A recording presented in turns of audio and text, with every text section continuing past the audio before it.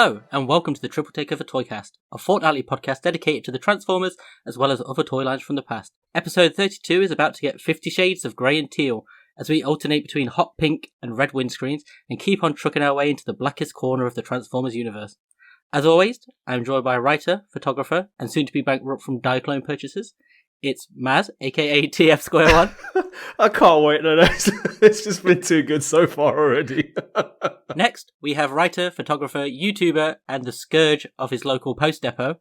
It's Sixo. Well, that sounds about right. You know, I got one of my posties, my local postie, said to me the other day, because I've been moving soon, and he saw some of the boxes stacked up, and he was like, "You're moving?" He was just like, sounded genuinely surprised. Do you think it's like one of those movies where he walks in like later in that day and he's like, lads, you'll never guess what, and then they all just break out into a party and they're all just like, chill. I really hope not, honestly. They can have weekends off. The Sixo leaving party, but he's not even part of it. I really hope not. I've got some lovely posties around here, obviously, some great folks. And I'm Toybox Soapbox, or as the Uber Eats delivery drivers call me, Liam. If there's one thing in life we can all depend on, it's that just like buses, whenever a new Optimus Prime toy arrives, a black version is sure to follow. With Hasbro's Nemesis recently leaking his Legacy toys' inevitable wardrobe change, we thought it was time for Triple Takeover to go back in black for Black Convoy and Nemesis Prime. How we doing, dudes? Yeah, good. And speaking of that Diaclone episode, it's performing pretty well, so that's kind of nice. We just seen that it's our second best ever first week in terms of downloads, so that's kind of nice. It's been interesting to hear from like a couple of people though since the episode went live that have sort of said that, you know, they had also kind of waned on it a little bit, and that actually kind of hearing, you know, us talk about it or whatever, maybe they're kind of I don't know, kind of finding their enthusiasm for it again a little bit more. And absolutely. So I've seen a few reactions like that, which has been kind of nice. I don't know, man. I don't know how anyone's managed to keep up with the line. We're on DA 92 for pre-order. 92! And people buy multiples of these things. Oh, gosh. I've seen people who were planning to sell their collections take two and not quite do that. I've had people like myself who have now gone all the way into the rabbit hole and basically just had to relearn everything that has been released in the line for the last 3 years and sort of line up purchases for the next 6 months. It's been amazing to see how expensive it all is, isn't it? Yeah. And somehow, as expensive as it was before, it somehow managed to get more expensive than it was. Yeah, it's a bit mad, isn't it? So I think going completion on that line, this is kind of impossible, really, isn't it? Yeah. I don't even know if people who adopted it early like we did the first time around could have possibly have bought everything up till now without sacrificing virtually everything else that they collect or eat. It's definitely one of those lines that tests you. It kind of really, you know, pushes you to the limit a little bit, doesn't it? So yeah, it's got nothing to do with the quality of the toys either, which was the mad thing. It's just about accessibility, affordability, and just, you know. Yeah, no, I totally agree with that. I was kind of interested with your polls that you've been running on Twitter to kind of determine the best colour versions of each of the dashes. It's mad that there are so many colour versions that it requires a poll. And just that if you were to now decide that you were going to go in and buy the cheapest, most accessible one, you'd get those blue and red ones. And then 3 months down the line, they would release a red one of the one you wanted in red because the rest of them are red. Just waiting to have the rug pulled out from under your feet a little bit. I think it's a very tricky line to decide how you're going to collect when you're not going completist. I'm actually finding a lot of decision paralysis with what to buy. When I was just buying everything that came out, it was a damn sight easier. In some regards, anyway. Yeah, in some regards. Oh, I did buy my first one. Finally, I decided what to go for, and it was just a matter of finding it at the right price. Oh, what did you go for? I'll never tell. Why? It's going to be a secret forever. Just only you. Well, the thing is, apparently it's not going to arrive until August anyway, said eBay, right. So I'll just have to forget about it until then anyhow. Is it coming from the moon? It's coming from China, but the thing is, it's just, I guess, the way that international shipping is at the moment, it's just, they can't guarantee anything earlier than August. Oh, wow. Putting it in a bottle and chucking it in the water so it floats to you. And the thing is, they're so expensive that if you find something that's remotely within budget, you just think, I'll go for it. I don't care how long I have to wait, but I'd rather pay for that than £100 more and have it next month or next week. Now, of course, we do have a sponsor for the evening. That is tfsource.com for all your Transformers, third-party and Diaclone needs. Should you have any Diaclone needs, they do have various things up on there. I think a couple of us have been eyeing up a few of those bits this last week or so, certainly. I haven't closed the tab. The tab has been open all week. It's not an exaggeration. Just more tabs. Their Diaclone page is it's glorious. What can I say? It's absolutely glorious. So yeah, if you are in the market for some Diaclone stuff following last fortnight's episode, then do check that out. But Transformers third-party stuff as well. It's all up there. We'll do a longer segment about them in the middle of the pod, as always. But thank you to them for sponsoring us this evening. We would also like to mention our Triple Takeover Patreon, which is our paid content, and we've got multiple tiers, and we're soon going to be expanding what we're offering for Patreon and tweaking the tiers a little bit. We've just presented that to our patrons, and as soon as we've got the details ironed out and we've got something to launch with, we'll bring it to everybody else. But it ranges from a £1 apologetic ramp tier, where you can just support us and keep the increasingly expensive lights on in this hobby and this podcast, up to Sixo's Butler, currently our highest tier. And you can commission exclusive minisodes, and you can get episodes early, and you get a shout out on the pod, all sorts of stuff. So check us out on patreon.com/triple takeover. But yeah, if you enjoy our podcast and you want to support us further, we do have a lot of merch. You also would look very cool in it. Lots of coasters, bags, all that sort of fun stuff. They'd look good in coasters, would they? Well, wearing them, little squares. Look like 8-bit people walking about. But yes, if you would like to look like a human game of Tetris, you can go to our Redbubble store at redbubble.com/people/triple takeover/explore. So, all of that done, what's tonight's episode about then? Well, tonight we're talking about Black Convoy, obviously, and Nemesis Prime.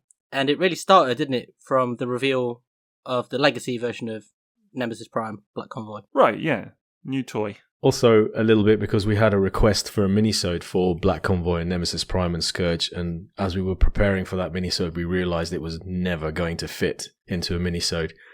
But also, this isn't going to be an exhaustive list of Black Convoys and Nemesis Primes. Yeah, I think that's really important to state, that this, if anybody's kind of hoping for us to just kind of sit and list off each Nemesis Prime and Black Convoy exhaustively, that's very much not the plan for this episode at all, is it? I think, if anything, it's more about kind of what the deco represents and kind of why it's fun, and maybe some of our favourites and that kind of clobber. But it's nothing too comprehensive, really. It's kind of more about the kind of theme of it. But very much spurred on by that new toy. Although I say the new toy, it hasn't actually been officially revealed yet, has it? So is it real? It's technically exactly. Yeah, maybe. Might just be a very well done custom for all we know, isn't it? That old Lado's put out on his YouTube. But yeah, officially no reveal yet. So we assume that it's going to happen. What do you guys think of it? I thought in truck mode it looked quite nice. It's not quite as bombastic as RID Scourge or Black Convoy was for car robots, but it's a nice looking truck. And they've not always been nice looking trucks, the black redecos of the various Optimus Primes and stuff we've had, but I thought it was quite a nice looking truck. It's a good start. I like the grey trailer. I actually really like that. I love the chrome trailer, but it was nice to see it different from the sort of flat grey instead. I thought it looked really nice. Yeah, I would second that. I think the truck mode looks great. I think the robot mode, it looks nice too. Do you know what I mean? I mean, the original, the laser one, Legacy Laser Prime, I've always thought looked decent. We've talked before, and we're not going to do it again, about some of the kind of gimmicks kind of being a bit pared back versus the original. So there's no way that this has the same functionality and everything as the original car robots, or RID release. But that's, that is what it is. There's been, I suppose, more interesting, there's been a lot of discussion, hasn't there, in the last couple of days about the look of it, like the color scheme, particularly like the fact that it doesn't have a lot of grey or silver kind of on the body of the robot, and it's got more pink kind of on the shoulders and things like that. And some people, fair to say, really don't like that, and some people are like, sod off, do you know what I mean? Like, it can be different and whatever. And I don't know, I suppose I understand why people want something that looks like the classic character, because that's kind of very much the vein of Legacy, isn't it? That's kind of what they've been done with a lot of the other toys, but they have mixed some of it up as well, like Bulkhead and things like that. So I don't mind it looking a bit different, personally. It's funny, because like a frequent complaint about Optimus Prime toys is the fake chests and stuff like that. But for this one, I think that really sort of hampers it, that it doesn't have the fake chest. And I think that's where the visual problem is, because it's got the flat windows and it just looks off. It doesn't look quite right. It was interesting that I also loved the pink on Black Convoy originally compared to the redder look of Scourge, but I almost feel like they've overdone it for this one, and it's not subtle enough. It's just really everywhere, and yeah, I can see what you mean by something being a little bit off about it in robot mode. So like too much pink, you think? I mean, I am always an advocate for more pink on toys, and pink in graphics and the work that we do, pink in videos and like the aesthetics of stuff we do at work. Normally, for some reason on this toy, it just feels like they've dialed it up past the recognizable amount that it would normally have. Yeah. If that makes any sense. It does. No, it does. I think the pink on the shoulders is a little bit of a strange one because it's kind of like, why is it there? You know, that would be my only thing. I like the pink sword. I like the pink windows. I like the pink eyes. Maybe the bits on the shoulders are just kind of slightly extraneous, but I don't mind it. It looks nice. Because they're visible in truck mode too, aren't they? Just under the cab.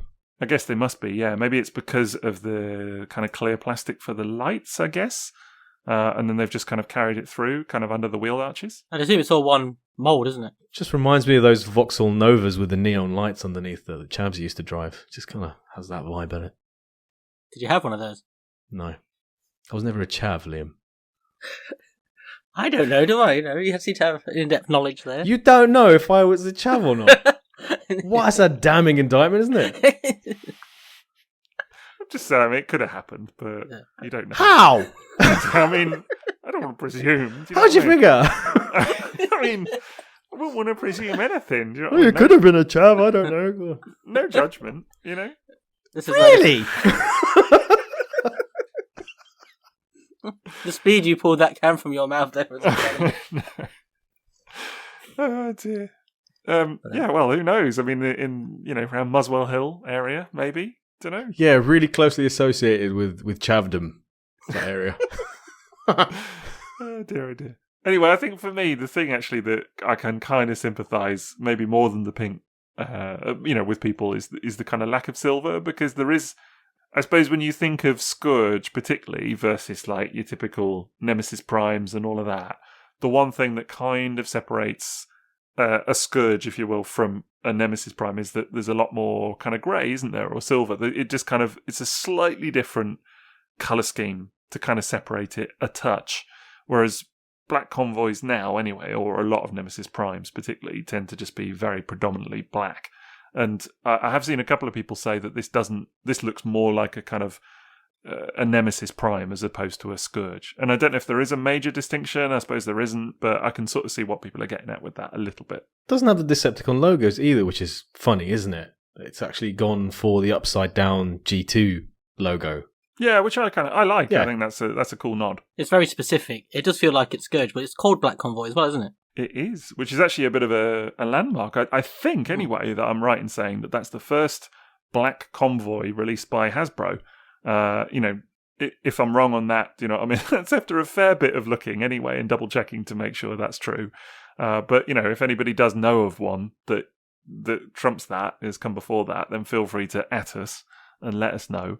But unless you guys are aware of one, I think that is the first Hasbro Black Convoy. It's very purposeful, isn't it? Almost like the entire concept of this toy is really purposeful, like to pay tribute to that specific Black Convoy. Yeah. Which is, like you say, is then weird that some of the details are a little off. Yeah, that's kind of it. Like they've really gone out of town on, as you said, with even like the upside down G2 Autobot logos and that kind of stuff, but then just not getting the colour scheme exactly as it was. And I don't know, as I say, I like the new colour scheme. I can see why people do like it. I can also kind of understand why people are like, oh, I thought it would look like this, you know, and they're sort of doing digi-bashes of classic car robots, RID, Scourge kind of look, you know? So I kind of get both sides of it in a funny way. I'd love to know why they called it Black Convoy. It's probably, I mean, I guess the name change was maybe, to call it Black Convoy, was maybe because there is a Scourge already, like in Studio Series or whatever, do you know what I mean? Maybe. And maybe that's just literally to avoid that kind of comparison, you know, with like Legacy being a bit of a mixed toy line or whatever. I don't know. It's the only real reason I can think of.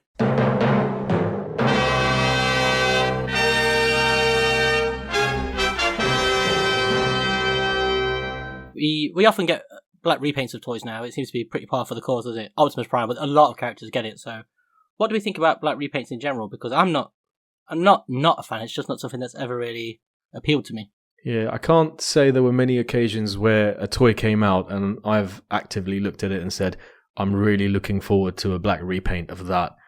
Mainly because I think it's quite, apart from Prime, it's a little bit unpredictable who's going to get one. You think it's always going to be Hot Rod as well these days, or Rodimus, but then it isn't. You don't get them. For example, there's no Studio Series black repaint yet. And I don't think I really knew I liked black repaints until the reissue era, when we got Black Hot Rod, Jafcon Prime, Nucleon Quest Super. Those kind of black repaints of long-established historic toys, suddenly seeing them in a different colour, and how good they looked in black made me realise, actually, this is quite a nice thing. Yeah. And collecting Diaclone, there's loads of black repaints now in that line. I would totally agree with that. I think it's almost more fun, isn't it, when you get a black repaint of something that you weren't expecting it from, whereas actually with tracks. Like black tracks is great. That's really cool. And I would love to see more black tracks, but like the Black Masterpiece, for example, Loud Pedal is phenomenal in my opinion. It just looks thing, really cool. Yeah. Even stuff like Nightbird, actually, which is the Masterpiece toy that they've just done. And I know that's a separate character, and of course that's based on cartoon reference and whatever, but it is essentially a black RC, actually, that toy. And like in the car mode, it may as well be a black RC, and it's kind of exciting to see, just because it's not one that you get very commonly. So that really works for me. I get quite excited about that stuff. I remember they had a black RC based on Combiner Wars, didn't they? That the whole comic Combiner series. Hunters, yeah. She had that giant pink sword. Mm-hmm. Yeah, so I don't know. I do kind of like it. Like the Black Hot Rod that you mentioned, the G1 toy, I think is amazing. Yeah. Just so gorgeous. Jafcon Prime is incredible. As you said, Nucleon Quest, all of those. That Black Starscream as well, something that at the time I thought, that's not going to be very interesting. That's just Skywarp, isn't it? Then you see this thing in hand and you realise they've added some gold highlights, grey face. You think, that's actually really smart. So I'm with you there. Unexpected black repaints. Totally a fan. There is, I think now, the danger with Black Convoy or Nemesis Prime is that it's sort of become a bit predictable, hasn't it? It's kind of like... You expect it, don't you? Yeah, exactly. So like any new toy is going to get one. What's it going to look like? Oh, it's going to have a bit of teal, maybe a bit of pink. And, I suppose if anything, credit to the Legacy toy for mixing it up a little bit and kind of, doing something slightly different with it. But they're all kind of fairly par for the course, which, if I'm honest, like I saw so much excitement about the Legacy toy, but part of me was like a little bit like, yeah, no, it looks kind of like what you could have imagined it would. Do you know what I mean? It's kind of, it's the same toy that we've already seen, but in black. So it's lost the wow factor, hasn't it, of being something new and special. It's very much just something now that's it's reached that point now where it's coming and then you'll get loads of people saying, oh, it should look like this. Whereas before it would have been like, wow, what's this? And it's whatever they do, it's different and unique. Maybe so. Although that said, there have been a number of black repaints of late that I've really marvelled at. A couple of the 3-0 toys have had black repaints done of them.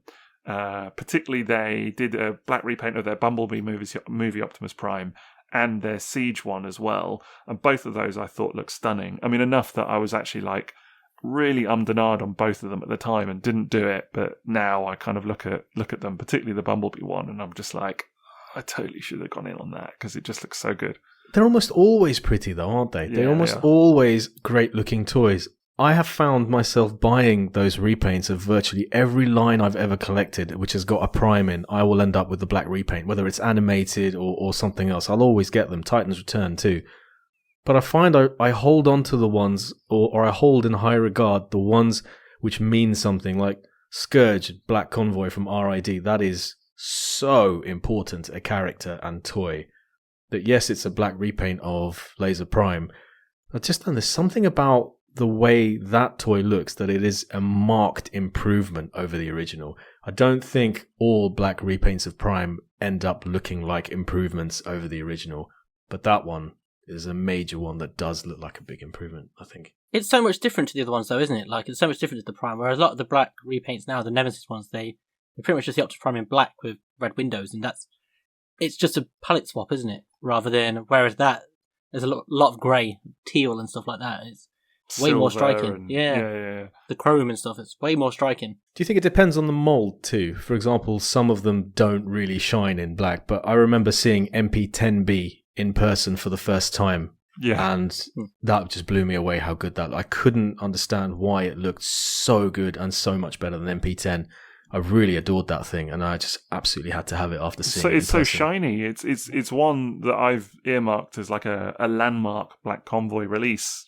For in my notes and that for tonight, just because I think it is so beautiful to behold. And like you, it was one that I must admit when it was revealed, I was a bit like, Okay. Do you know what I mean? Great. And no trailer either. It's kind of like, right. It's minimal effort, it felt like. Like a no-trailer black repaint of a toy that I already own. Great. Like, how exciting is that going to be? And then when I did get it in hand, which was a bit after the fact, I think, it was, like you said, real stunner. And it's still a favourite today, actually. Do you think there's an element of scale with it, though, as well? Like, because both of those toys are quite big, whereas when you sort of look at the Voyager-sized ones now and stuff, they're easy to dismiss because they're very little, and I don't know, it doesn't quite sing in the same way. Like, MP10B is a gorgeous toy, and so is Scourge, but they're quite large toys, and I think, and the same with MP1, or MP01. Maybe. MP01. But maybe, but do you know, actually, the one I would compare actually there is MP49, which is the black version of MP44, which is still really nice. And I did a review of it. It's very positive, and I like it. If anything, that's a weird one because it's not as glossy as MP10B. So it's got much more of a kind of matte finish. It's unpainted for the most part. So the black finish itself is just bare plastic compared to the painted finish on MP44, and that means that it looks, well, it's again, it kind of follows the straight palette swap, as you said, Liam, in that it's just exactly the original toy but black instead of red, and teal instead of yellow or whatever it is. And so there's no real big surprises with it, and it is nice and I do like it. But actually, if anything, you end up thinking that the bare plastic is good because you don't have to worry about paint chipping during the complicated transformation. But there's no way that it looks as spectacular as MP10B. It's missing the lush factor then, right, which is what the black repaint really needs to bring to the table. It's like, I think so. Luxury. Wow. Luxury. I think that's the word that's a great word for it. Yeah, it needs that element of luxury to almost make it worthwhile. Like it needs to draw you in. It can't just be a bog standard also ran repaint of a toy that you already own. Has to be eye-catching, doesn't it? For Prime, anyway. I think it's true for Prime. Right, yes. Yeah. For I'm thinking of Black Hot Rod, and I don't think that was so much more stunning than the clear one or a regular Hot Rod. I think it had some metal flake in the plastic, but it was just so surprising to see G1 Hot Rod in black that did the wow. That was all that was. I mean, I don't even have the stickers on mine because I ummed and ahed about it, and I was like, nah, I'll leave it off, for now. But I just like seeing that mold in black. It just looks great. Yeah. But yeah, so like with MP49, even stuff like the little teal, on like the classic Optimus Prime design, you get the little sections on his sort of crotch area, like the little blocks or whatever, that are cast in teal his over boxer grey. Shorts. Like on his boxer shorts. Yeah, there you go. But those little teal sections, whereas on MP10B, you got a bit of translucent teal plastic for that bit, so it looked really nice. With this, it's just painted teal, so it's flat and kind of quite matte. Again, doesn't catch the light in any way, so that there is a slightly, as you sort of said, just that slightly not unspectacular look, but it lacks the luxury. Yeah. I don't want to say that because actually I think it is a good toy, and it is, again, I like it. I have it in my collection. I don't want to part ways with it. I'm really happy with it. But there is an element of like, in some ways, the main draw of it was like, oh, I can transform this toy, and actually it's a bit easier to transform than MP44 because it's not layered in paint. So you've just opened up a whole new genre of masterpiece that they could explore. Yeah. Right. MP44i inferior paint, but it's not going to chip, guys. It's all matte. We haven't painted it. Yeah, have at it. MPO, not this again. There's no O. There is. We're making it a thing. But so I wonder if there is a bit of that because, like you're saying there about MP49B, was do you think you're so used to it, it just looks like it ticks the boxes and it's kind of normal, whereas like when you saw MP10B, even that Nemesis Prime deco, we'll talk about this later, but it's still quite new at that point, so it's seeing it there, it's like more fresh and shiny and stuff like that. Yeah, it was same more with Scourge, certainly. Obviously. Well, I think as well the thing with MP49, no B, just MP49. The thing with that was that it came so hot on the heels of MP44. You're laughing about the numbering. He's never going to get it. No, Because now you've added a B. Now I'm just chucking letters in. To be fair to him, at that point, the masterpiece numbering gets super confusing because he's right. It probably should be MP44B, but they made it. We talked about the numbering of masterpiece before, man, and there's no rhyme or reason to it. Honestly, like what ifs? They're just like, what should we call this one then? Do you know what I mean? Oh, what's going to confuse everybody? Let's go with that. Particularly Liam. We'll get him. Exactly. He'll just add in an O anyway. Yeah, just randomly stick a 0 in the next one, even though it's like 57. It's like, They probably had like a semicolon or something like that, just like new hyphen. oh, yes. That's the next. Just a random ampersand. Yeah, get that in. That'll be colonic irritation for most of the fandom, wouldn't it? Oh, very good. There we go. I mean, I think the thing with MP49 is that it came so hot on the heels of MP44 as well. I mean, I don't even think there was a year between them. So, you know, in terms of masterpiece, that's like dead sudden. And it felt like the one got released and then the next one was announced, you know, the black repaint. And that did have a feel of like, okay, yeah, here we go. Do you know what I mean? It did feel a bit like that. They could have done the trailer. I mean, that would have been something interesting. This whole not doing the trailer for the black repaint is a bad habit, man. I don't like that. Well, actually, in that case, a lot of people were happy to not have the trailer. That is seen as a plus of that MP44, because it adds to the cost and everything. Because MP44 was so expensive, and it had the trailer had so many doodads and Fair whirly point, gigs and whatever that, you know, the MP49. A lot of people I've seen it described as like, and it's an unfortunate word for it, but like the budget release of MP44 almost. You know, it's like the black one's the affordable version of that mold, isn't it? Exactly. It's like the one that you can get. I mean, it's still expensive. That's the thing. But it's so mirrored right now in Diaclone. You can't get the Battle Convoy in Optimus colours anymore with the trailer. Right. It's just vanished from the market unless you want to pay $600. But you can get the black one, which is a repaint of the cab with no trailer or fancy bits. It's just the cab. That is the budget release of Diaclone Battle Convoy now. So get the black version and then find a really cheap customizer and you're away, aren't you? Do you know what I mean? With some red and blue paint. There you go. Get your Gundam marker out. That's what people like to do. That's the thing. People have said about that release that it's got really stunning chrome red paint or like shiny red paint. So again, that brings the lush. It's justifying its existence in that way. Fixed knees as well, didn't they? They updated the knees. Oh, what, on MP49? They did, yeah, a little bit. Although actually, I never had a problem with the knees on MP44, but a lot of people did, of course. But never. Wait! A black repaint improves the knees instead of making them explode. Right? Yeah. You're talking about MP9B now. Of course. Now there's another spectacular black repaint. See, that's a good one because that's like that to me is the ultimate black repaint. Right. In the I love MP9. MP9B is just. I looked at it today. I packed it up to move today. And one of the best looking Transformers toys ever. It was funny because he was on a shelf full of other toys, and my boy was with me as I was packing them up, and it was the one that he went, "Oh wow, look at that black hot rod!" And he was straight to it. Honestly, just immediately. Don't touch it! It'll explode. Slow motion. Just get down. You know, like the $6 Million Man. That noise. Exactly. Please put that sound in the edit. We just got to have that sound. Oh, dear. Absolutely. The noise just came out of nowhere. I don't know what was going on. But, the $6 Million Man, Sixo, the $6 million man and his collection of all Transformers. There's something there. There's a T-shirt in that. There's a T-shirt in that. We'll work on that. Liam, say something funny and we'll put it on a T-shirt, mate. Honestly, I was thinking the next intro it's got to be Sixo stronger, faster, better than before. Right? Maybe. But speaking of, before we go past it, just in case we don't talk about it again, but you were talking about the trailer, Maz. But it could have been worse because it could have been like the farce of. Have you seen the Kingdom or the Netflix version they did, where they paired the Siege Nemesis Prime with the Earthrise trailer? So it was just a grey trailer from sort of a G1 Prime coloured trailer, but with the black cab. Well, no, they've changed it. Well, it is a grey trailer, but it's more matched to the toy. But it's the Siege Cybertronian truck mode with just the Earth trailer. Oh, right. Okay. Now that you mention it, that's a weird one. Yeah. The Siege one is the one with the really big eyebrows in truck mode, isn't it? Yeah. Little the cat angry eyes, truck. Yeah. Yeah. Angry truck. The angry truck. Protruding Neanderthal truck. Right. Yeah. Yeah. Oh, they cool. didn't do an Earthrise repaint, did they? A black one of that? No, I don't think so. But with this one, they pumped in the Armada guns as well and gave him a sword. It's kind of weird. It's just this weird trailer. It just looked really awkward. Because obviously it looks like a Cybertruck, and then all of a sudden there's just this Marlboro trailer towing on the back. Yeah.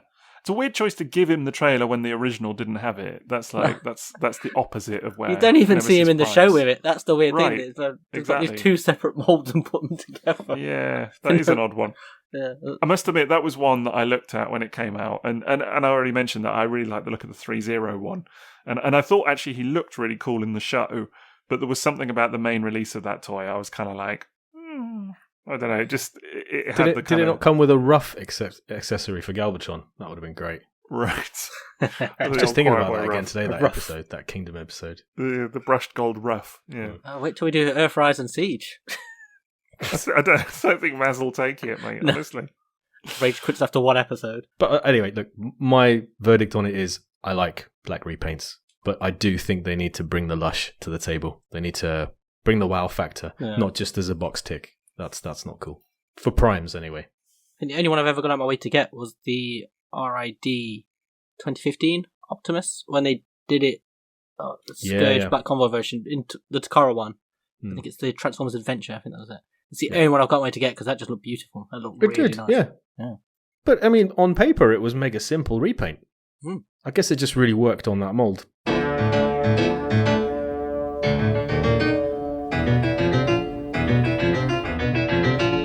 So these days we typically associate Black Convoy, Scourge, Nemesis Prime with Optimus Prime toys, don't we? Well, that's not where his origin is really from, is it?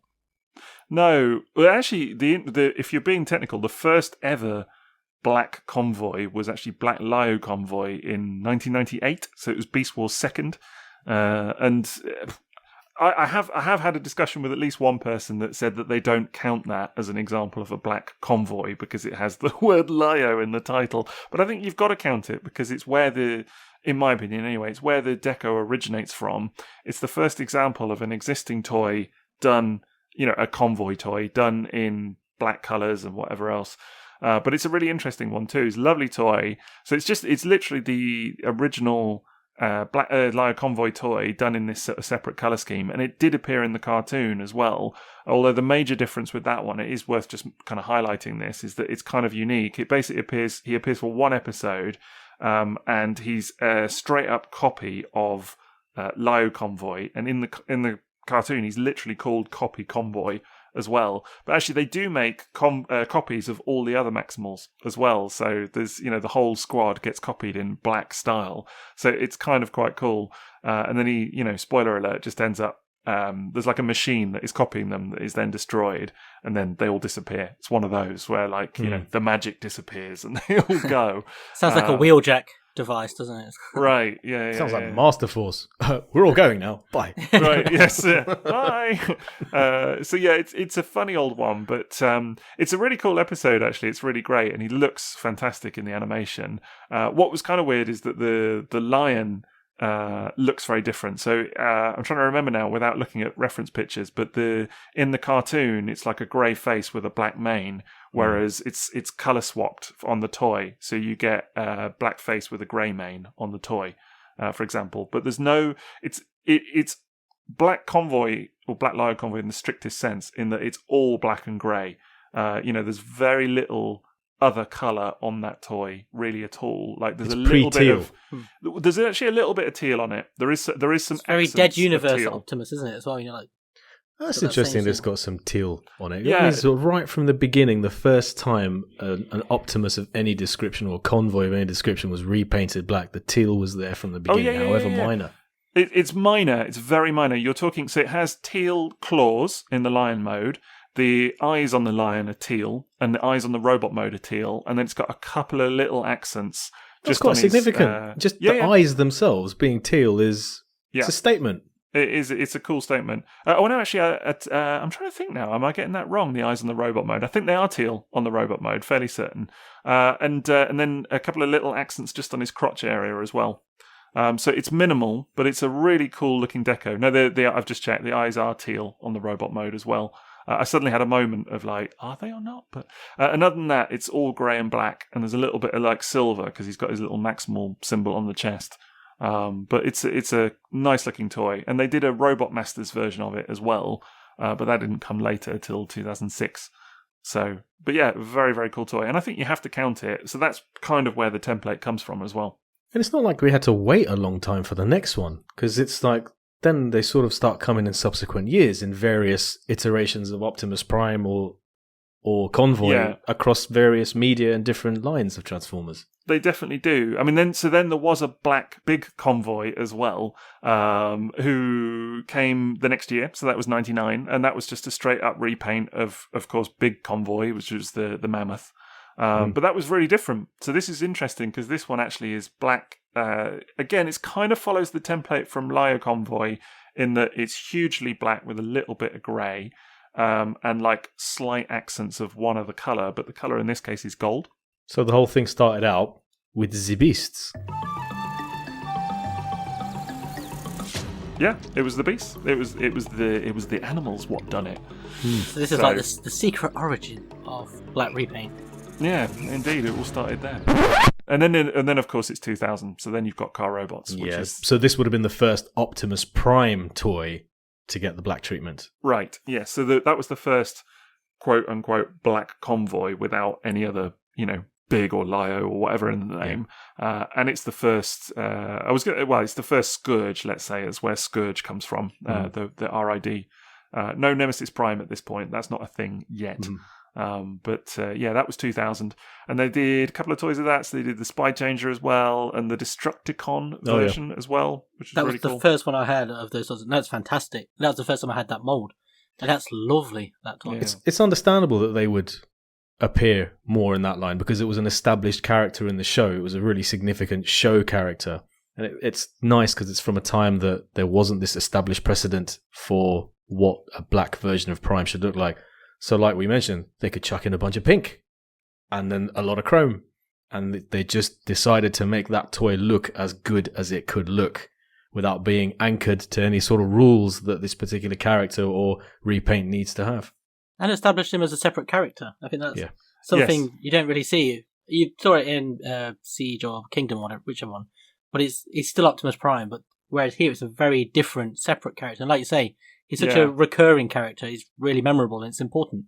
Isn't it the first time he's like deliberately evil as well? Like very obviously opposed to the good faction instead of being a bit nebulous.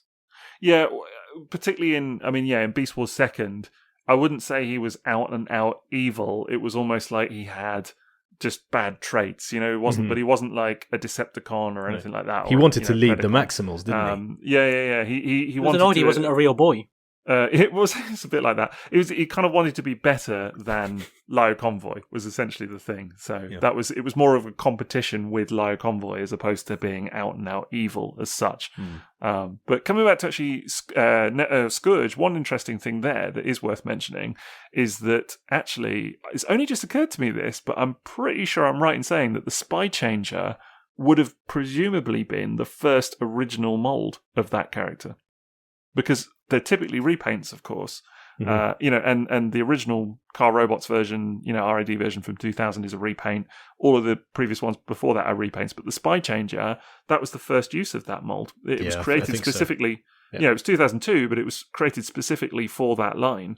And I'm trying to think. I mean, it had a subsequent use, obviously, as the Laser Prime, and then as the 2007 movie Prime later on. Right. But I'm pretty sure it came first as Scourge. And I would expect that was the version that would have led the sales too, because it had a significant show version. And of course, who doesn't want to put tiny little Scourge in Brave Maximus if you happen to have those tools? Yeah, exactly. I mean, it was really kind of meant for that, obviously. So that's kind of a significant one as well, but kind of cool. I know it's not on our list to mention this one as a significant Black Convoy, but just the fact that in that year we also got the JAFCON Black repaint of G1 Optimus Prime is huge to me. Because they really went to town on that one as well. The trailer was done in black as well. And the cab, it's not actually black. It's like really dark brown with loads of metal flake in it. It's spectacular. It's a really special toy. And it's like Optimus Prime in a different colour. Not just G2 Prime with black trailer. It's like the cab in black. It's a very, very special figure. And if you were lucky enough to get them from the Entertainer in the UK, when you ordered an Optimus Prime... that was a really special time as well. Do you guys remember that? No, I don't remember that. So the Entertainer in the UK, a retailer in the UK, they received some of the Japanese Takara reissue Optimus Primes, and they were selling them for £40 each. You could order them online. I remember I got 2 of them. praying that one of them would end up being the Jafcon. And one of our friends knows a staff member at the Entertainer who was working there at the time and confirmed that yes, some of the Jafcon ones did come through with that order. Way. So people in the UK would have paid £40 to the Entertainer and got the Jafcon Black version of Optimus Prime, which was insane. a show exclusive in Japan. I had no idea. How annoyed do you think some of them would have been like, though? That's the weird part, isn't it? Like something like that, who didn't know what it was. It's entirely possible that someone would have got that and said, that's not what I ordered, and sent it back. Yeah. Yeah, because I forget the numbers of the production numbers and everything on that now, but it was limited, wasn't it? Obviously, and would have been like 1,500 or something. Yeah, so I forget exactly what it was now. I mean, it was comparable with stuff like Shining Magnus and all the kind of stuff from that time. But that's another one I think that I remember not so long ago. It was sat around, kind of on Japanese sites or whatever. Not so much shelf warming, but just it didn't have the great level of interest or anything. But it's definitely price hiked a lot since. It's one that I'm very happy to have. Same. Let's say.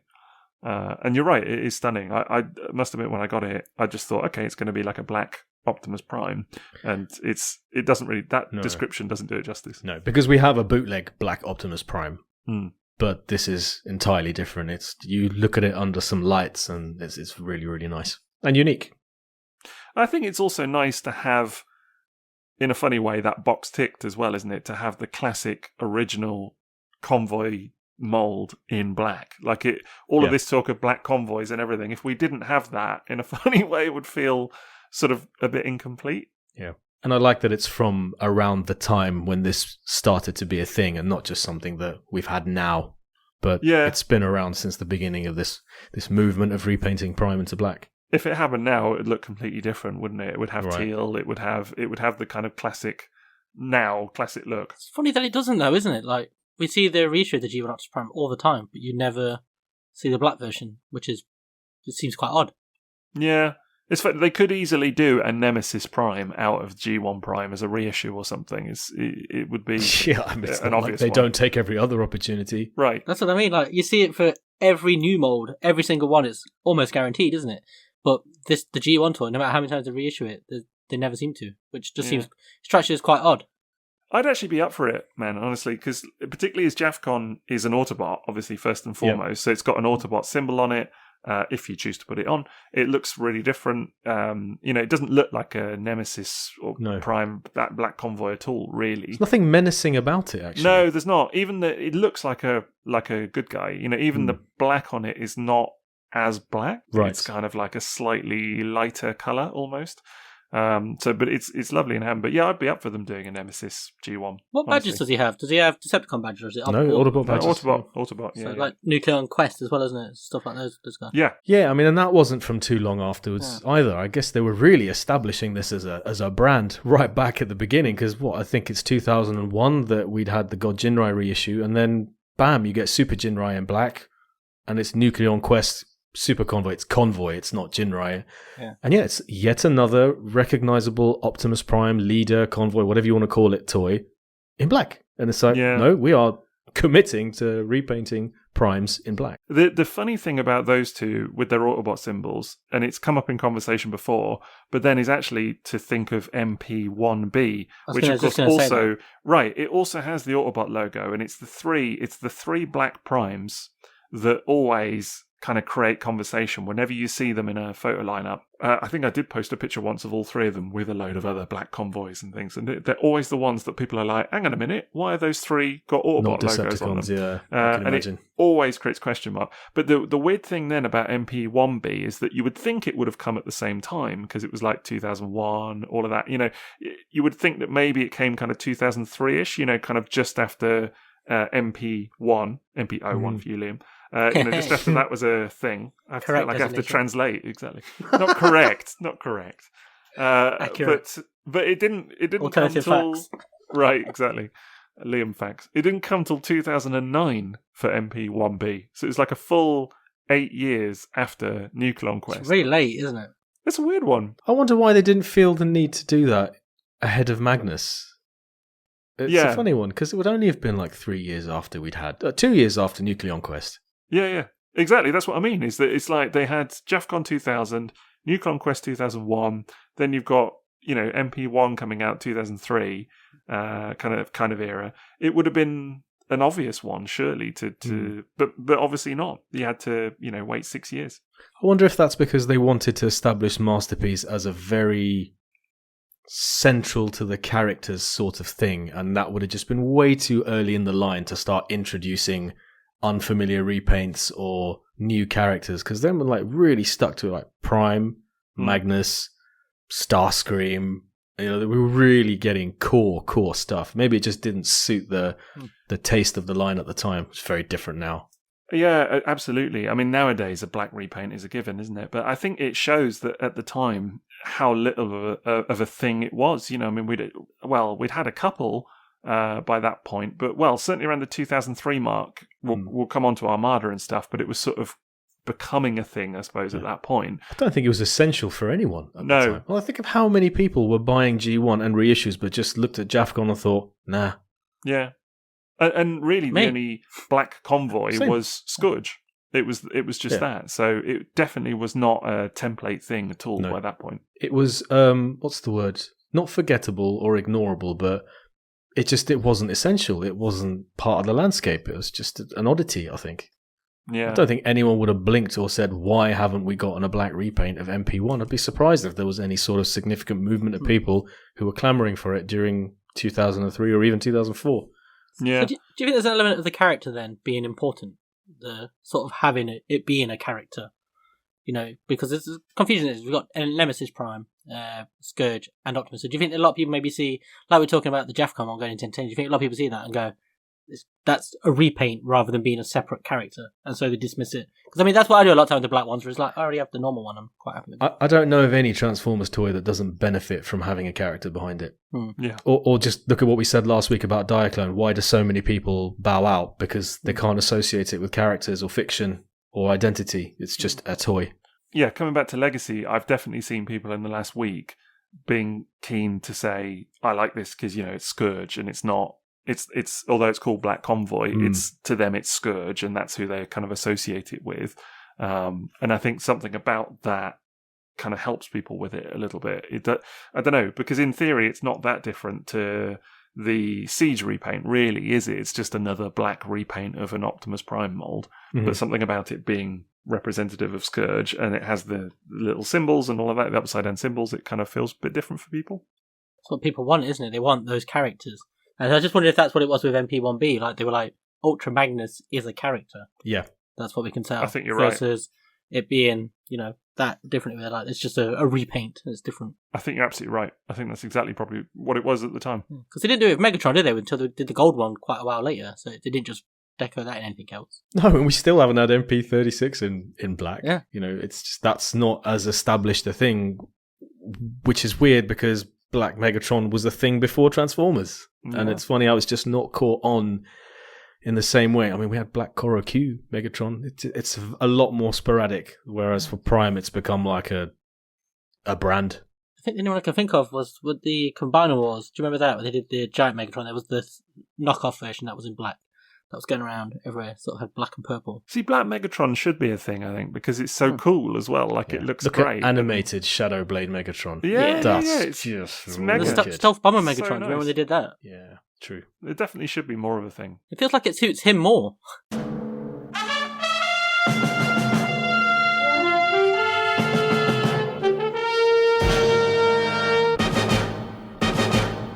Well, coming slightly further ahead in time then, or later in time, I suppose you should say, is then Armada, and this is the significant one. So I actually listed, on my notes, I put 6 toys, 6 Black Convoys, Nemesis Primes, whatever, that I felt were significant in the kind of evolution, if you like, of this whole thing.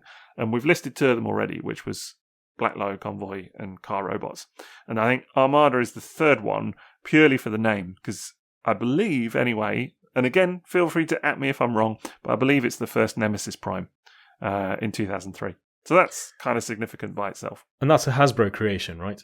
Yes, at that point. So there was a Japanese release as well, but it was completely different look. Interestingly, actually, that one was, I think, named Scourge, and it was in a bit of a bizarre one. And it was a limited one. It was like a TV magazine mail away dealie. Different deco, completely different. Completely different. Yeah. And the Armada one actually breaks the template a little bit as well, in that it really doesn't sort of follow the kind of the teal look. But again, it hadn't really been established at that point. You've got Scourge, obviously, from Car Robots, and that's a thing. Mm-hmm. But other than him, there's no obvious sort of established thing. So the Armada toy does have a bit of teal on it, but it's got a lot of red as well, and it's got this kind of burnt grey for like the smokestacks and things like that. So it's kind of a different look. Did it come with a trailer? No, it was the Bendy Prime, what's commonly referred to as Bendy Prime, the smaller Armada Optimus Prime mold. So no trailer with that one, but it's more articulated. Oh, because that would have had the red version didn't come with a trailer either of the Bendy. No. Yeah, exactly, the Bendy one. Yeah. Bendy class. Bendy, yeah, or Bendy bus. I found it funny that none of them look like the cartoon either. He's different to any of them. Yeah, because that one was in the cartoon as well, wasn't it? Yeah. But it was like another one episode dealie, I think, if I recall correctly. Yeah, he's like a non-sentient thing created by Unicron. Yes, that's right. Yeah, because I remember actually during War for Cybertron, the cartoon, people were like, oh, he's a Unicron thing now. But it's like, oh, actually, that had happened before as well, during Armada. So it is funny, though, that a lot of these iterations up to this point are some kind of clone or copy or error or droid. I mean, even Black Convoy was like, oh, that was supposed to be an Autobot's body, but a Decepticon personality went into it, and they tried to get him to change his allegiance all the way through Car Robots and RID. And the MP1B is some kind of droid as well, some kind of... Yes, he's a droid. The personality of Dan, I think I read, has been like implanted into it. And they just all seem to be... Copy Convoy was the very first one as well. It's just got that sort of vibe to it all the way through so far. Do you think that's what makes Scourge more appealing then, just because he's like a separate dude? Yeah, but even in the cartoon, they spent time trying to get him to... Yeah, I guess he did have his own distinct personality. Yeah, it was different. I guess he never felt like a copy. He never felt like... Because he didn't look like Prime. No. Like, Superfire Convoy and him couldn't have been more different, really. Exactly. Like, he was a repaint, of course, from G2, but in Car Robots RID itself, he's a different mold. So, which I always think is kind of cool. Like, it's a different toy for that lineup. Yes. So they needed to get that toy back, didn't they? That's kind of cool. But do you think it's interesting, because it's a really classic archetype that, it's an evil clone of the original character, very Star Trek Mirrorverse, all this sort of stuff. Yeah. It's almost like Shattered Glass before Shattered Glass, isn't it? Having the evil version of Optimus Prime. I think that's weird, actually. I've often thought it's strange that Shattered Glass has become a thing as well, because you already have an evil Optimus Prime, like, right there. It shows you how much people gravitate to it, though, don't they? Yeah, it's a total thing. I think, actually, the bit the one that people didn't like, in my experience, I'm sure some people did, was the Last Night one, with it just being Optimus Prime sent a bit bonkers by Quintessa or whatever. I actually do remember some of that film, believe it or not. I'm shocked. Do you know what I mean? Yeah, that's about my extent of it, honestly. Like, the plot just kind of goes off on one for there. And I think we mentioned this before, but my overriding memory of watching that film in the cinema is you, Maz, turning to me about maybe half of the way through and just literally in the middle of the cinema just turning around and just going, so how have you been? Yeah, how's work? I think I said how's work. it was like, oh, yeah, not too bad, mate. Yeah, all right, Is that the one where some geezer smacks somebody with a fish? Was that that one? Yeah, fish punch. No, he punches a fish. Yeah, he beats it up, doesn't he? That's the most memorable part of the movie. Is Cogman punching a fish. Yeah. Yeah. It's a bizarre film. Moving swiftly on. Yeah, indeed. But they do the whole Nemesis Prime thing in there, but it is just literally Optimus sent a bit doolally and called Nemesis Prime. And a lot of people really didn't like that, I think, because it was just like, oh, it's the same guy, but, it could have been like a whole separate thing. It could have been a clone. It could have been a separate, a whole separate entity, and that somehow would have been cooler. But I think the idea that, Optimus just went on a bit of an evil bender, people didn't really get that. It's very odd for him to name himself as well, I'm Nemesis Prime now. It's the most edgelord thing he could do, isn't it? Isn't it like a bit Peter Parker in Spider-Man 3? Well, he's like I said, he's got an established black repaint. Exactly. When he tosses his hair, when he looks in the mirror and he kind of goes all emo. Do you know what I mean? It's a bit like that, isn't it, with Nemesis? That's Prime, what we needed in the last night, was Optimus Prime doing the dance down the street. Right. The Spider-Man 3. That actually would have made it more bearable. I'm not going to lie. Like, when I watched Spider-Man 3, I was there like, oh my God, why is he dancing? But if that had happened in last night, it would have been a bit of brevity, honestly. I would have been down for it. Dance with a fish. Yeah, look how well people have received that advert where Optimus Prime is like high-fiving that dude on the beach and having a swim and everything, you know. The Transformers will return after these messages. Right, well, it's that part of the episode where we're going to talk about our sponsor for the evening, and that is tfsource.com as ever. Thank you very much to them for sponsoring the pod. We couldn't do it without you. So we're going to take a quick look at their site, tfsource.com, as I say, and check out what they've got in stock and up for pre-order at the moment. What's caught your eyes, chaps? I don't even have to open the page. It's been open since the last episode. Right. I've just spent my whole time learning how much that last episode is going to cost me. I've been through virtually every Diaclone listing on their page. I've just lived on that page, looking at DA92, looking at the pod gantry, looking at how sore I am for missing Battle Convoy, just looking at the product pictures. I think it just has been a pastime for me this week. You do love a gantry. Yeah, I do love a gantry. And in addition, I've started to look up on there the STC Commander Nuclear Blast Edition, you know, the thing that was originally TFC Toys. So I realized from their website that there is actually a 2021 edition of the Nuclear Blast Commander, and it's in much more saturated green, and it comes with like this cape. It's like tarp that just goes over the vehicle or goes over the robot. And that has been a page that has also remained open. I have that figure. It's mega, man. Honestly, we've talked about it, but you would. It's 160 scale. It's made for Diaclone. Yeah. Very specifically as well. I think the ramps have got metal. Targeted. Yeah. Yeah. What, for the magnetic feature? Yeah. I just it's got to happen. So yeah, I've just lived on that Diaclone reboot page of theirs, trying so hard not to order DA92. It's coming dangerously close.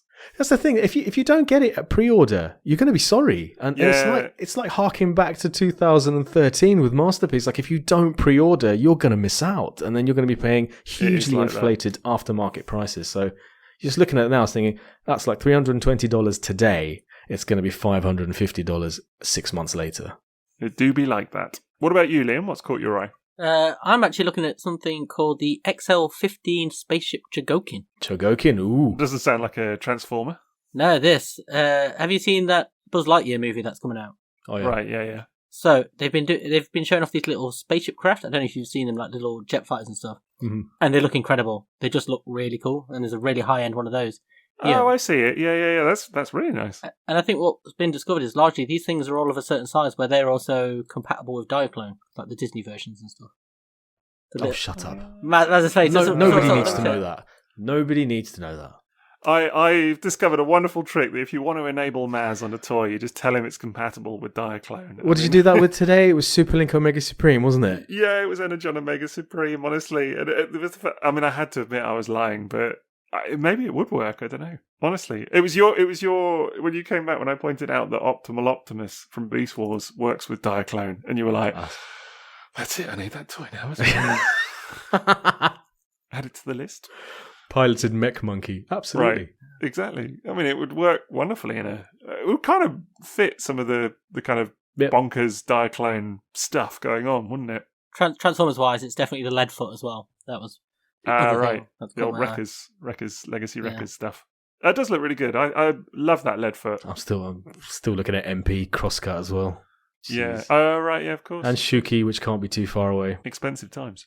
Yes. What are you looking at, Sixo? It's a couple of things on there I think look really good. A couple of new X-Transbots, bits and bobs. So they've got a Nightbeat called Conan, and which was a bizarre name for it, but why not? Classic Barbarian, as he is. Yeah, exactly. There you go. And Nightingale, which is Minerva repaint. So that looks pretty cool.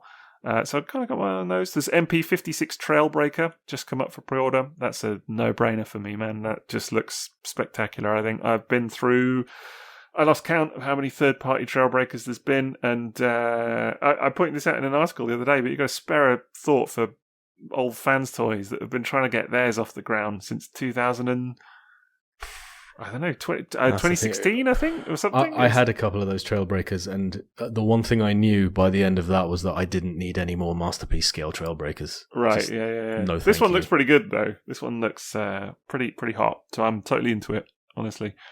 So yeah, a couple of things there, but they've got, and yes, the Diaclone as well is definitely a thing. I'm feeling that pull. What can I say? Well, you've already pulled the trigger on some, haven't you? I have, yeah. I've got a couple of bits on the way, so I'll do some pics and stuff when they arrive. Can't wait. I'm not looking forward to your Battle Convoy pictures because I just think that's going to hurt so bad. I probably would have had it done by now if it wasn't for moving house. I'm using moving house now as like the excuse for everything. Do you know what I mean? But it is kind of true because it's very hard to take pictures of robots when like you're packing up robots, and it's a mission, let's say. But yeah, once we've moved house and all set up, it's going to be full steam ahead, and that is going to get photographed large. You'll honestly. be on mute that week. Yeah, wouldn't blame you, mate. Honestly, am I not normally? Is that not just the default? Yeah, wouldn't care to confirm or deny. Anyway, that is our sponsor segment for tonight, and yeah, wonderful TF Source. Thank you very much to them. Do check them out. They've got a very glorious Diaclone page, so you can check that out. Thank you so much for everything. Yeah, indeed. And Maz is going to be placing a Diaclone order before the night is out, I suspect, but we'll hear more about that another time. Too late. This is the real reason all your shelves are empty behind you, isn't it? You've had to sell everything to fund Diaclone. It's all gone. Preparing for more Diaclone. So anyway, check them out, tfsource.com, for all your Transformers third-party and Diaclone needs. We now return to the Transformers. Obviously, now we see black repaints of Optimus in Generations all of the time, and it's just such a standard thing. We just expect it. But the very first one was a redeco of the Universe mold, wasn't it? SDCC exclusive. It was, yeah, in 2008. So that was kind of where it all began.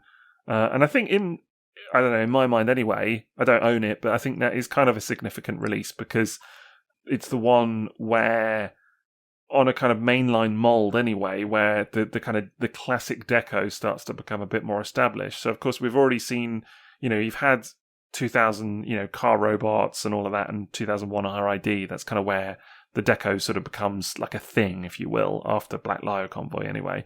But then after that, all right, yeah, you've had Armada Nemesis Prime, and you've had the Japanese version, but there hasn't really been any kind of like popularizing of it. And I think that SDCC release is the first time, even though it was a Comic-Con exclusive, it's the first one where it's kind of brought to the main line, if you will, in that way. But even before that, of course, you had Alternators in 2006, which also I think was an SDCC, wasn't it? It was, yeah. And that again, I think the combo in some way of those two releases, 2006, 2008, it's almost like a double whammy that I'm just looking at it now historically and thinking that's actually really significant, the timing of those, because I think that's where you start to see that kind of quick succession of Black Convoy, Nemesis Prime repaints sort of as exclusives too. Yeah, exactly, making them more desirable. Yeah, and a bit after the fact of the originals, also, like not coming right at the same time. It kind of wasn't necessarily an expected thing,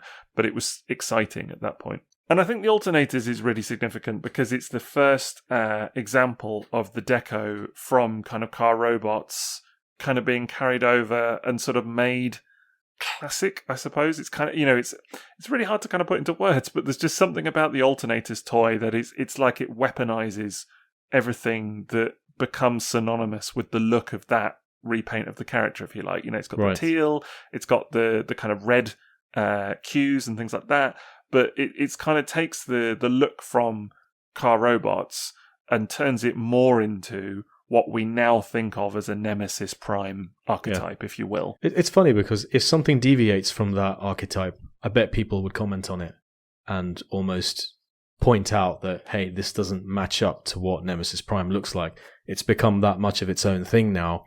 I think we're beyond the point of creativity with the Black Prime repaint. I think it's now very much set in stone.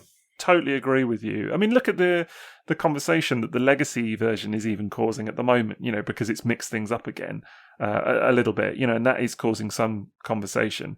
There were other examples. Obviously, there was a hybrid style, but that's a good example because there was a hybrid style in 2006. Those kind of smaller ones, teeny weeny. That actually had Autobot logos as well, so that was a break from, that's why I say that Alternators is the one that for me really kind of establishes the formula a little bit at that point. Kind of takes what Car Robots did and kind of brings it back.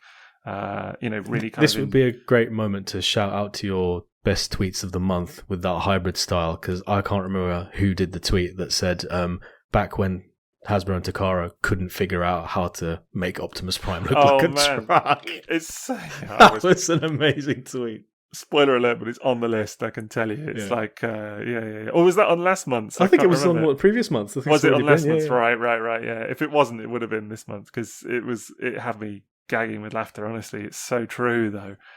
Because I had that hybrid style at one point, the red version, and it's true, it wasn't the best truck at all. Fun toy, though, but still. But what I was going to say is that, in terms of the Alternators release, is that it's really kind of gets the classic look and becomes the template, if you will. Whereas actually there had been the hybrid style one with Autobot logos, but also in 2004, going back a little bit further, there had been a Nemesis Prime, which I think was the second Nemesis Prime, which was a second repaint. This is where it gets really confusing now, because you're talking about, or like different numbers of things. It's the second repaint of Big Convoy in black, but it had like gold and all kinds of other colours on it as well. It had like a really weird like burnt brown kind of look. Like it looks like it's yellowed a little bit, bizarrely, and like red in there and all kinds of stuff. Very strange looking toy. And so that's what I mean, is that you'd had a couple of examples of like a Nemesis Prime, a Black Convoy, but none of them fit the template that we now know. And then Alternators. It was convoluted. Alternators is the one. Yeah. Just looking at the TF wiki page, trying to establish a timeline for what comes first, it's convoluted on there as well. So it must have felt very unconnected when these toys were coming out. And I think it was a little like unexpected. A bit haphazard in a way. It was exciting, but Alternators for me was the one that really kind of just took it and made it a formula, if you will. And you see it really after that 2006 period, and then particularly with the STCC 2008. That's when it's like, this is just what you get. But it's the extremes, isn't it? It was haphazard then, but it's formulaic now. And I know. I don't think either is really... I actually don't mind the haphazardness of it, because you don't know what you're getting. There's still a surprise.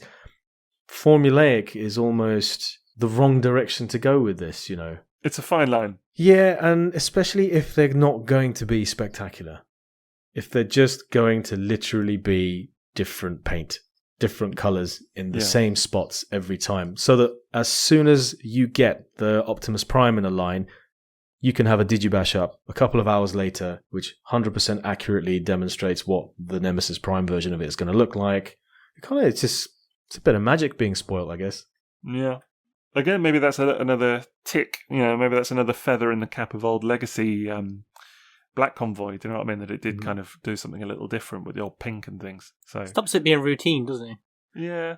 Speaking of not being routine, did any of you pick up I can't remember if it was Takara Tomy Mall, it might have been, but the Titans Return triple changing Optimus Prime that came out as Black Convoy from Takara Tomy. Did any of you get that? I didn't, but I know which one you mean. Yeah. It has a jet mode. I mean, even that was just like, well, that's a little bit different. It's still all the usual colours, pink, teal, black, silver, but it had a jet mode. We got that in Energon, didn't we, where they had a Grand Convoy, and that then went into Combiner Wars' Grand Scourge. Grand Scourge was the Takara exclusive release, which that's is the one, but it's the Combiner Wars Optimus, isn't it? It is Combiner Wars Optimus Prime, yeah. And again, that Grand Scourge didn't follow the... it had gold on it, didn't it? Like the grill on it is gold. It's not completely formulaic as what we're seeing now. Coming back to Alternators, I think the funny thing there is that there was... Haven't we talked about Alternators enough on this podcast? Is this because it's Beast Wars adjacent? Right, exactly. No, carry on. But I was going to say, the interesting thing there is that there was going to be a Barneltech version as well. Well, the BTA 04, wasn't it? It was going to be an asterisk release, wasn't it? Yeah, it was. It got cancelled. Which I would have loved to have seen, actually. It would have been really interesting. But of course then Marissa Fairborn. Yeah, it could have been really really kind of fun to kind of come across. But then, of course, it was done as an exclusive as well in 2007. That's the thing. Again, it sort of supports that move towards exclusive versions of Prime being this color. Because you've already talked about the SDCC versions of the alternators and the Classics Prime. And then this sat there as the Wonderfest exclusive in black. Hateful toy. I like it. Must have had a dud. No. To be fair, it's the weight of it is ridiculous. Do you know what I mean? Like it is bizarre just handling it. And the Binaltech Prime as well. The Convoy is the same. I've got both, and I've got the Kiss Players Convoy as well. And there's no doubt that handling the all plastic one is nicer for sure. It's strange, but. One thing I could say about that Wonderfest was that it did bring the wow. Yes. It was a black repaint of a Prime figure, but it had an amazing look. Like the teal on that with the chrome rims and just the really deep black look of the vehicle. It was amazing to look at. It was just disappointing to handle, but even though that ticked the boxes of what is now established for black Prime repaints, it was really amazing to look at. And that was kind of, it put me in conflict with how much I disliked handling it. It just reminds me how much these repaints, if they're going to continue with them, they need to bring a bit of magic to it. It can't just be a formulaic repaint.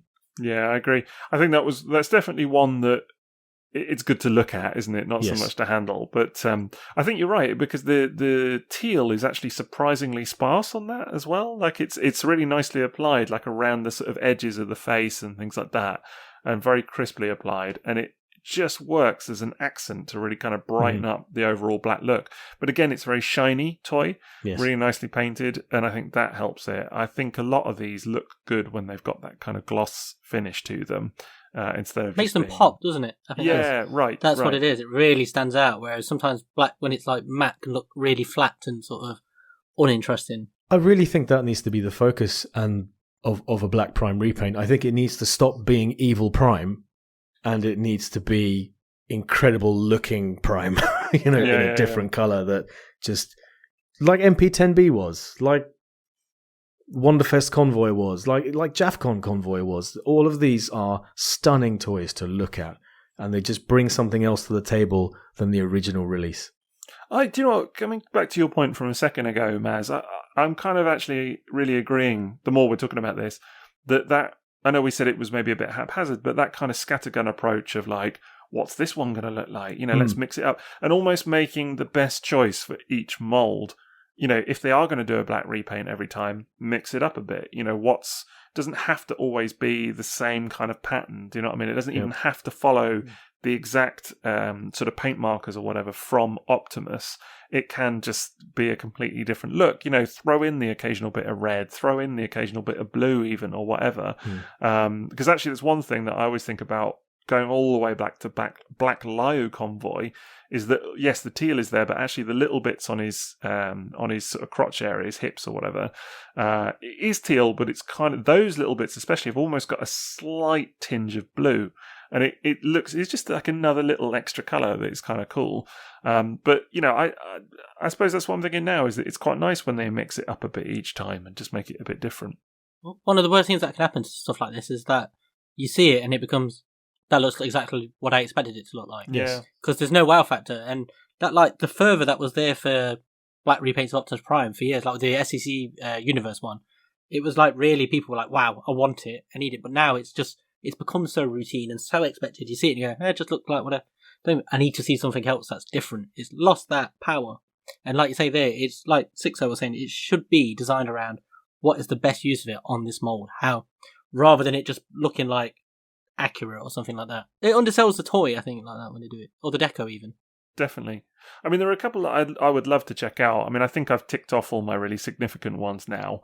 Because it was literally the six were Black Lion Convoy, Car Robots, Armada Nemesis Prime, Alternators 2006, Universe 2008, the SDC one, and then MP10B, which we've already talked about. In my mind, those are that if you kind of chart the evolution of that deco, or like that idea, I suppose, because it's not even all from Hasbro or Takara or whatever. It's not like they really follow a theme.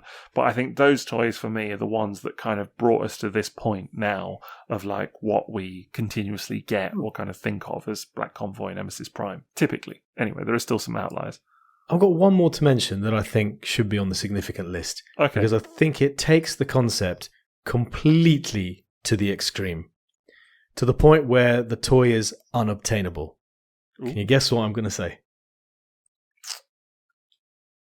I actually can't. I'm intrigued. Black Superfire Convoy. So you take a concept and you create something gorgeous. No real recognizable teal spots to my mind. There's a lot of gold on that one. There's a lot of gold. But it has such a look to it. It's a black fire engine. It's just impossible for a majority of us to ever own. Yeah. And that really elevates that thing to magic status. That's got to be it, though, isn't it? That's so much of it is a black version's got to be. It's Optimus Prime, but cooler. That's what these deckers have got to be. It's got to be an event. Yeah, it's got to be something special, not just him and his work uniform or something. It's so routine because you see it just the other version of him. Day, yeah. Like when you see people, go to work and they're wearing a uniform, so you just get used to them in like regular clothes. That's what it's like now. That's what it's called. It's just the alternate in his wardrobe. But it should be in his Sunday best. That's what it should be, right? Like bring him out, and here he is in high gloss black. And we're talking about the Legacy one and complimenting it on doing something different, but we all knew it was coming. We all absolutely knew that this toy was going to get released. And even that in itself is a bit of a shame that it's just a hyper expected. And I think actually we probably would have been a bit miffed if we hadn't seen one. And then I wonder why would we have been miffed? So it's a weird dichotomy now because it's kind of like almost damned if you do, damned if you don't, isn't it? Because it's like definitely there would have been people that would have been disappointed if there was no Scourge, Black Convoy, whatever, based on the Legacy Laser Prime mold. But you're right, at the same time, I mean, look, I'm saying that, but there was plenty of fanfare about it online. Plenty of excitement. People really... Well, I'm glad. I'm glad it's not become so dull. And I don't think it's just about making it exclusive and tough to get. I don't think you could have taken Laser Prime from Legacy, made it a lucky draw version in Japan, and painted it exactly how you expected it to look. And that would have made it achieve that special status that Black Superfire Convoy has. It's about the fact that toy's deco is outrageously pretty. I think you've hit the nail on the head there, and that's kind of the ultimate example. I mean, certainly in my mind, that's a banger of a grail. That's one that, as you said, very few people are going to own. It's like it's a status release, really, isn't it? It's kind of one that we would all aspire to have. But also completely different as well. Never been replicated, really. And in a funny kind of way, I'm kind of coming around to this idea that more of these Black Convoys should be that. They should be an excuse to do something a bit weird and wacky and different and, throw in a bit of, like that one throws in a bit of gold chrome and whatever else. And why not? It looks great. Yeah, and it's so great that it's got its own non-transforming third-party Banana Force release. Which is also gorgeous. Yeah, which is appealing because that version is so unobtainable that people will go to the lengths of having a non-transforming version of it just to look at it because it's so great. I was just going to say, it would be cool if the conversation moved from when's the Black Optimus repaint coming to what's it going to look like? If that became a thing, didn't it? That was like, oh wow, I can't wait to see what they do. Rather than, I just assume it's going to look like this and I'm going to buy it. Yeah, I absolutely agree. I think it really struck me when you said about, people can digibash these things before they're even unveiled and know what it's going to look like. And I think actually that's why the Legacy one threw a curveball for people, because those digibashes did exist. And then the toy didn't match them, which is the funny thing. Yeah, that's interesting. Yeah. I would also love it if it wasn't always Nemesis Prime or Black Convoy. Right. Like, Nucleon Quest Super Convoy was like, what? It's different. Yeah. But we've had so many Black Convoys to this point that everyone just assumes that is a black repaint of the toy it was originally a repaint of, so it's Jinrai. And how many Convoy Prime versus Jinrai conversations does anyone need to have in one lifetime? Well, I think that's the funny thing, looking through the history of all of these toys and, kind of preparing for this episode, it really kind of puts it into context of, in a funny way, the what people imagine now as Black Convoy, the kind of archetype that we said, the kind of template almost, hasn't really been a thing that long. We're only really talking since, all right, maybe the last 14 years or so, but in the grand history of Transformers, that's relatively recent, really, you know? And I think, you know, there are lots of examples, plenty actually, that fall outside of that, you know, whether it's with Autobot logos or with different colour schemes or just that they don't fit the template in some way. And actually some of those are some of my favourites.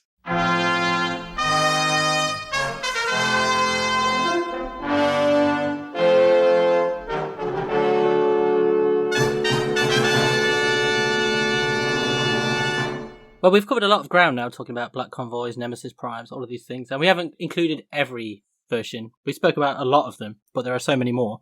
But we've picked a lot of what we felt were the most important, so we think we should probably end on what are our favourites. All right. I think it depends a lot on how good the original Prime is, because I tend to find all the ones I'm picking as my favourites really are because I love the original toy so much. So it's Nucleon Quest Super Convoy is definitely close to being my favourite.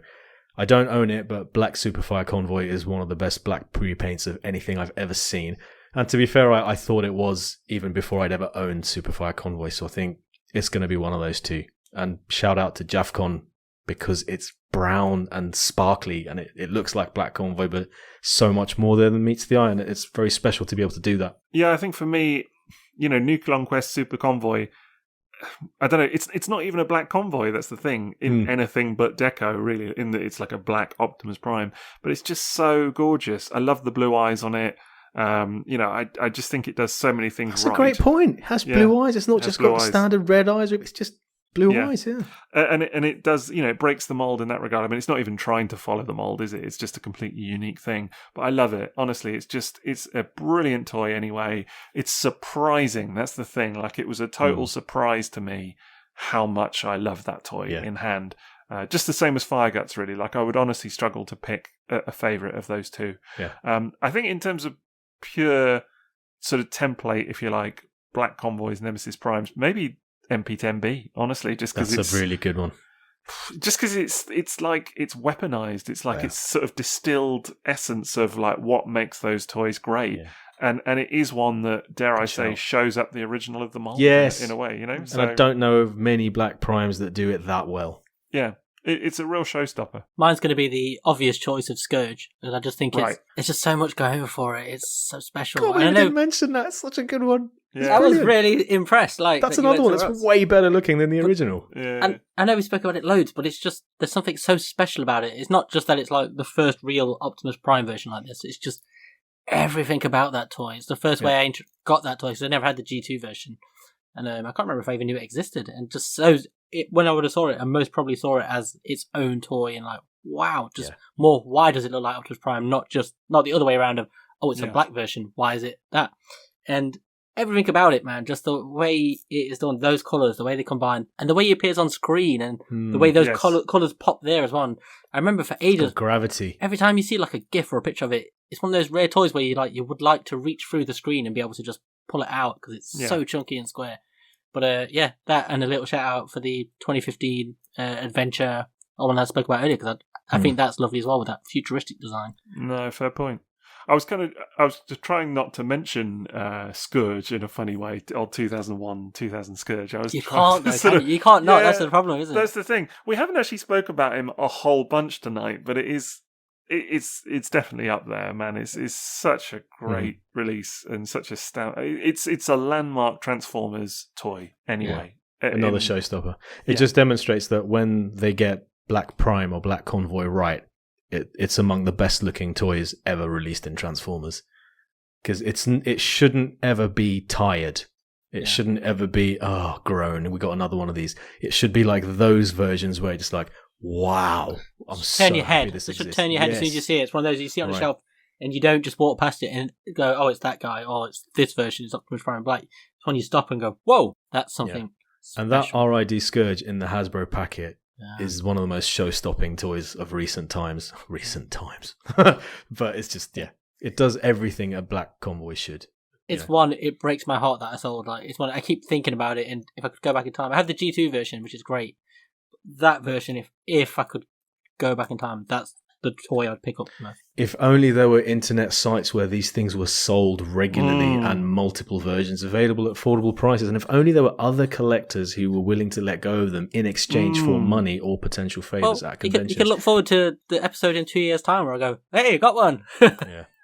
If only other people, other collectors, mates of yours, maybe linked you to such things occasionally as well. Yeah. You know, it would be, I wish they would. Who are they? That would Who are be these lovely. people? Yeah, I mean, well, some kindly soul will eventually, I'm sure. Yeah. Brace for impact. Okay, so let's talk about Patreon now. That's patreon.com/triple takeover. And this is, of course, where you can get more content from us and some perks, whether it's just supporting us and us sending you a thank you message for helping us keep the lights on, or it's access to episodes early, and you might be listening to this one early if you are a man in pig or higher. You can ask questions, vote in episode polls, suggest topics for future minisodes if you're a Sixo's butler, and we will fulfill those commissions for you. You get shout-outs on the show, and of course we'll be doing our Sixo's butler shout-out very shortly. And you get outtakes of episodes, and there have certainly been a few in this one already. So go to our Patreon and check out what we offer. And of course, the more of you sign up, the more we can offer. And that is actually what will be happening very soon. We'll be introducing a new tier and tweaking our other tiers to make them what we think will be more attractive as well. So it's definitely up and up there. And the more of you come and check it out, the more we can offer you. We also have a question. This is another perk that Rats and Cats and higher can ask us a question. We will answer them on the show. So the one I've picked for this week is fan modes, and this is from Yusufa. And it can be a really quick answer from us. What are your guys' opinions on fan modes? And are there any good, bad figures that have been improved by fan modes? So just to start it off, do we like fan modes? And can you think of any off the top of your head that you've ever seen that are like, yeah, that was a better fan mode? Yeah, I can think of a couple that are good. Yeah, I mean, yeah, man, I think it's good. It's like a bit of creativity, isn't it? It's like it's just another part of enjoying a toy. I mean, there's certainly, I don't see any harm in it. I don't see it's a bad thing at all. So yeah, it'd be a bit hard pressed to not like them. Do you know what I mean? Yeah, the ones that spring to mind for me are G1 Six Shot, the kind of 7th mode, which of course was the winged wolf or whatever, which was in the cartoon actually. Not even like a winged wolf, was it? Because that's the winged wolf is the official one, but there's like the second winged wolf. I forget what it's called in the show or whatever, but he does have that mode. Steve. There you go, Steve. Yeah, absolutely great. Willy Wolf. That's what it is. But there is a kind of weird 7th mode that is in the show, the Headmaster's cartoon, and the toy can do it as well, and that's kind of fun. But it is a bit fan modey. The other one that kind of always springs to mind actually is Titan's Return Fortress Maximus. It steals my answer again. Yeah, there you go. Typical. Well, I'm going to stop asking him first. I was going to say, don't turn it over to me first. Yeah, that's a great shout though. Yeah, well, just because there are so many cool modes for that thing, and actually the official modes are a bit... They're the worst, yeah. Yeah. They're so bad, they turn people off the toy. But fan moding that city mode, seeing what people did with it, there was one dude in particular on TFW who was so inspiring with the fan modes he created that I just adopted that as the mode, the city mode of that toy. It looks way better, yeah, I've got to tell you. And also a bit of a shout out to Hannah Halley as well on Twitter. I've seen she's posted a couple of like fan modes and stuff for that toy before, and they always look amazing. And actually it was one where I saw her pictures of it, and it kind of made me love the toy a bit more, because I'd always been a bit so-so on it, to be honest. Like I'd always been a bit, like the robot mode is fine. But, you know, I've talked about my kind of feelings of that figure before. But, yeah, her pictures just kind of maybe see the potential of it a little bit more. And actually, I have enjoyed it a bit more since then. I like fan modes, especially when they improve toys and stuff. Like, I think of a lot with Titan's Return, like Broadside and his terrible jet mode that was really improved by fan mode. Good shout. Yeah, another good one. Yeah, that's people. But there are quite a few toys like that where people have come sort of to the rescue and improved toys in that way. But the other ones I can think of that I really liked were your pictures of the base modes that people were giving the deluxe Titan's Return characters. Yeah. That was really neat, because I know they used some of them, didn't they? Give a toy a canopy and a smaller pilot that goes in it, and you can just make a base mode. Yeah, I made a base mode out of Legacy Bulkhead the other day. But this is the thing, is when people take it like that, their creativity goes crazy, but it fits something. Like, you look at some of those base modes with like Highbrow, for example, and stuff like that, and you're like, it works so well that you would think it's official. I really like stuff when it feels like it should be. Now, is this because the fan base modes are good, or is it because the official base modes are so bad, typically?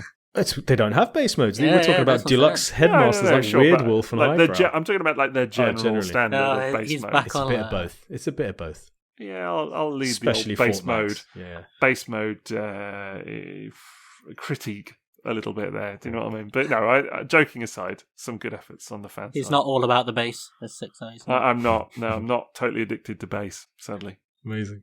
I love fan modes. I'm a big fan of fan modes, and I made loads of fan modes myself for Titan's Return. And that Titan's Return Fort Max was the first thing that came to mind for me. That broadside is an excellent shout. But also, I don't know if you remember Human Alliance Leadfoot.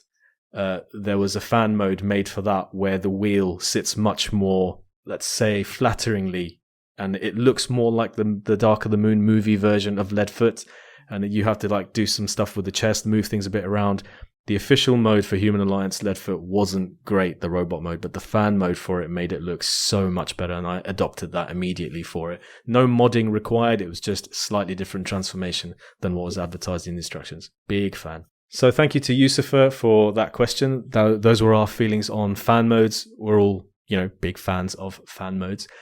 And now we're going to move on to our Sixo's Butler shoutouts. So big thank you to Nick, Danny Roberts, Chris C137, Andy, Preston, Chris, Billy Ho, Spiderfather, Adam Shoemaker, Zachary Blade, Matt, Stephen Perkins, Bad Saturday, Justin Massaro, Dave Dalrymple, Absurd, Chio Kaiser, Yusufa, John Pearl, Cliff Saras, Troy Seth, Anthony Cars, Alec Meir, Captain RA, Phil G, Jacques Pelletier, Alicia, aka Alicia Tron, Rota Storm, Stuart Webb, Amar, Laserbeak, Puma the Hunter, Vegemite Mike, Peter Hammerson, Shenry, Chris Norris, Jesse Moreno, Jackson Arwood, Yip, MK Tronic, Nexus, Jim Owen, Aaron Swoboda, TF Starfire, Billigator, Andy Gold, Jake Hoberg, Simon Elvin, Joshules, David Nabby, Misha Kidd, Michael Cagle, Cracktastic Plastic, Dan Vestator, and the Mapes Brothers, who you may recognise. What a list.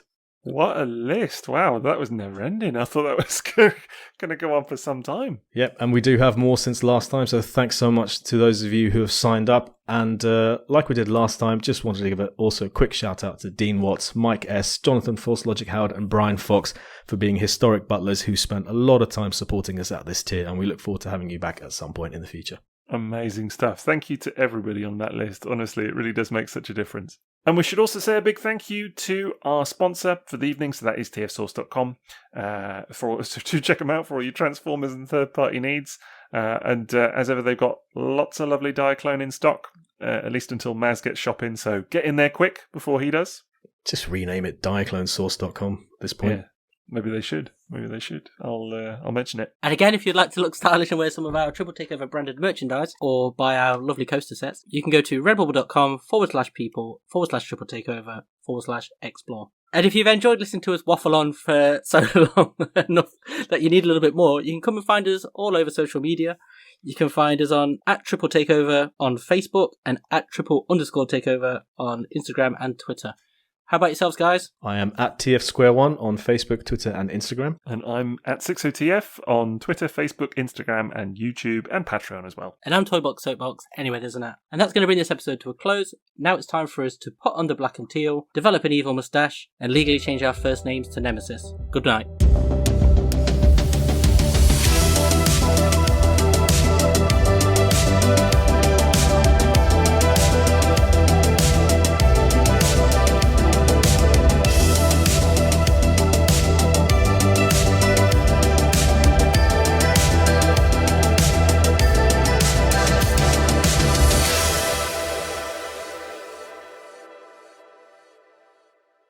No, I'm not totally addicted to bass.